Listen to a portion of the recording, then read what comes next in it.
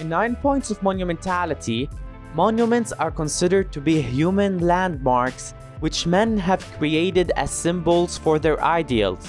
In the first part of this video, we have discussed the first 5 points of monumentality, and in today's video, we will be discussing the last 4 points. As we mentioned in the previous video, we are dedicating this month for monuments, so make sure to subscribe for our channel to not miss out on any future videos. And now, let us investigate. The 6th point of monumentality, a new step lies ahead. Post-war changes in the whole economic structure of nations may bring with them the organization of community life in the city, which has been practically neglected up to date.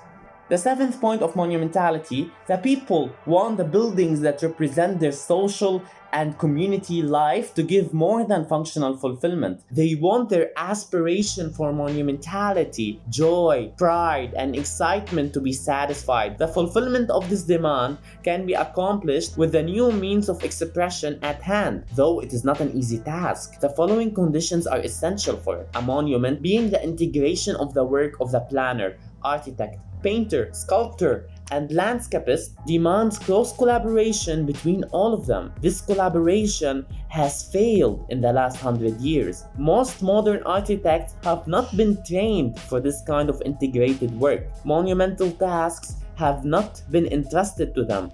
As a rule, those who govern and administer a people, brilliant as they may be in their special fields, represent the average man of our period in their artistic judgments. Like this average man, they experience a split between their methods of thinking and still imbued with the pseudo-ideals for the 19th century. This is the reason why they are not able to recognize the creative forces of our period, which alone could build the monuments of public buildings that should be integrated into new urban centers which can form a true expression of our epoch.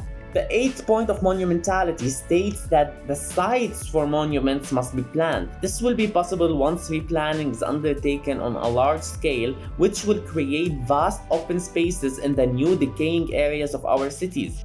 In these open spaces, monumental architecture will find its appropriate setting, which now does not exist. Monumental buildings will then be able to stand in space, for, like trees or plants, monumental buildings cannot be crowded in upon any old lot in any district. Only when this space is achieved can the new urban centers come to life. The last point and the 9th point of monumentality states that modern materials and the new techniques are at hand. Light metal structures, curved laminated wooden arcs, panels of different textures, colors, and sizes, light elements like ceilings which can be suspended from big trusses covering practically unlimited spans. Mobile elements can constantly vary the aspect of the buildings. These mobile elements changing positions and casting different shadows when acted upon by wind or machinery can be the source of new architectural effects. During night hours, color and forms can be projected on vast surfaces.